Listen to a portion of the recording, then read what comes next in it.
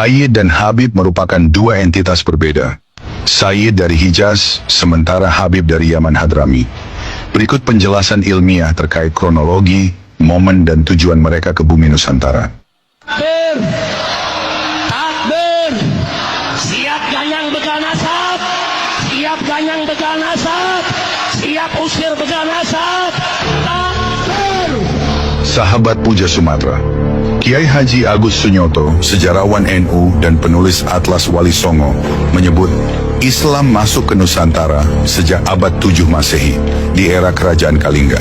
Namun sifatnya masih individual atau lewat para pedagang, belum bersifat komunal atau masif dan sistematis.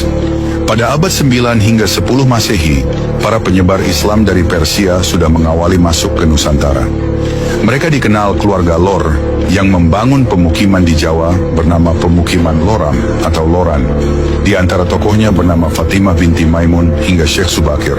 Pada abad 14 Masehi, para pemuka Islam dari Iran, Maroko, dan Uzbekistan yang leluhurnya berasal dari Hijaz sudah berdatangan ke Nusantara dalam rangka persebaran Islam.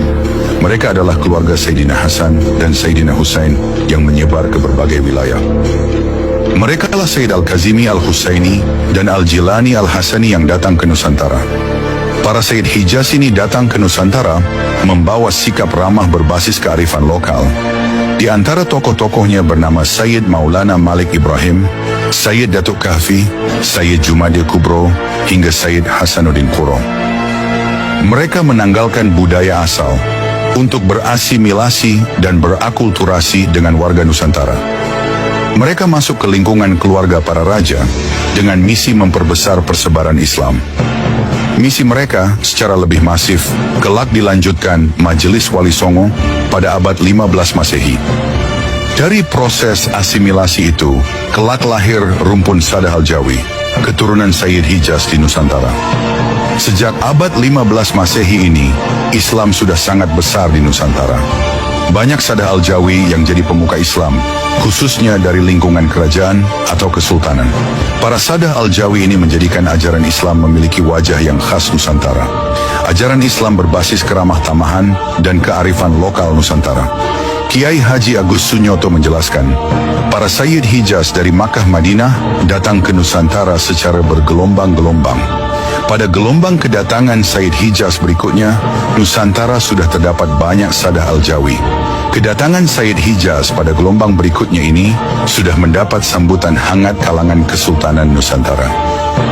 Pada 1990 Masehi atau akhir abad ke-18 Masehi, konflik besar terjadi di Makkah, Madinah atau Hijaz. Konflik ini disebabkan gerakan pemurnian kaum Wahabi di Makkah.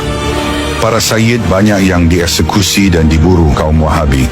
Walhasil para Sayyid dari Hijaz ini mencari suaka hidup di Nusantara. Para Sayyid dari Hijaz ini ditampung dan dicarikan tempat oleh pemimpin kala itu, yaitu Sultan Hamengkubuwana II. Oleh Hamengkubuwana II, mereka diberi tempat untuk hidup di sekitar Jogja. Tempat ini kelak dikenal dengan istilah wilayah Sayyidan. Para Sayyid dari Hijaz itu hidup di kampung Sayyidan ini. Sultan Hamengkubuwono II adalah kakek dari Pangeran Diponegoro. Kelak ketika Pangeran Diponegoro mengangkat senjata pada tahun 1825 sampai 1830 Masehi, para Sayyid dari Hijaz yang berada di kampung Sayyidan ini ikut mendukung perang yang dikomandoi Pangeran Diponegoro tersebut. Saat Pangeran Diponegoro kalah perang dan ditangkap Belanda pada 1830 Masehi, para Sayyid dari Hijaz beserta para pengikut Diponegoro lainnya tak mau menyerah. Mereka melarikan diri dan menyebar ke berbagai daerah. Mereka tetap menyimpan bara perlawanan pada para penjajah, sekaligus mendakwahkan Islam di daerah persembunyian. Karena kuatnya pengaruh Sayyid pada zaman itu, sehingga seluruh keluarga Sayyid terus diburu dan dibunuh, sehingga saat itu banyak para Sayyid yang menghilangkan gelar Sayyid.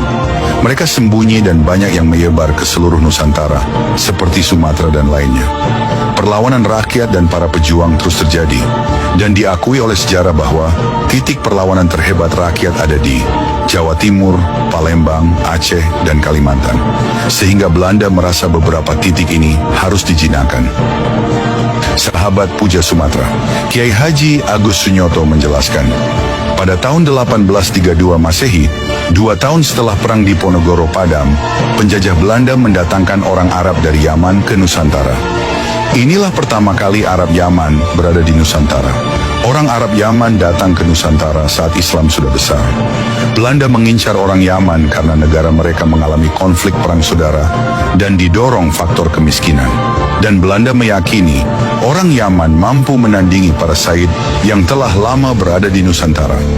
Negeri Hadramaut pada akhir abad ke-19 itu mengalami perang saudara antara Al-Kuwaiti dan Al-Khatiri. Mereka memperebutkan kekuasaan di Hadramaut.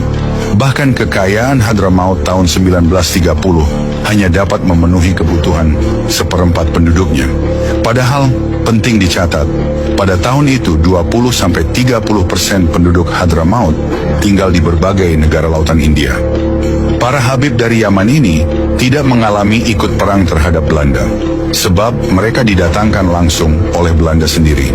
Di Nusantara, Habib dari Yaman diangkat Belanda menjadi kapitan Arab, mufti, dan sejumlah jabatan administratif penting lainnya.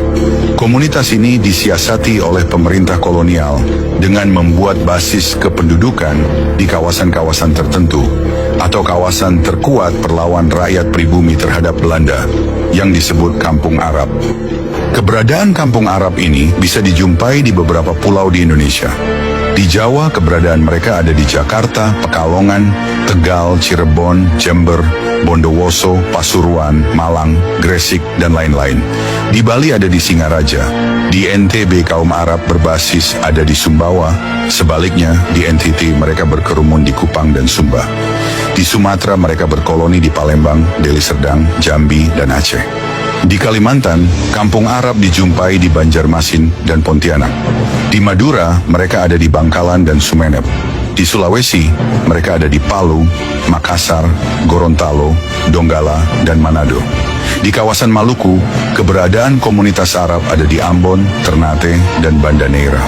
Beberapa Sada Alawiyin generasi awal oleh kolonial dimasukkan atau ditempatkan untuk melanjutkan kerajaan atau kesultanan seperti Kesultanan Pontianak, Siak Sri Indrapura, Sambas, Pelalawan, Riau Lingga, dan sebagainya.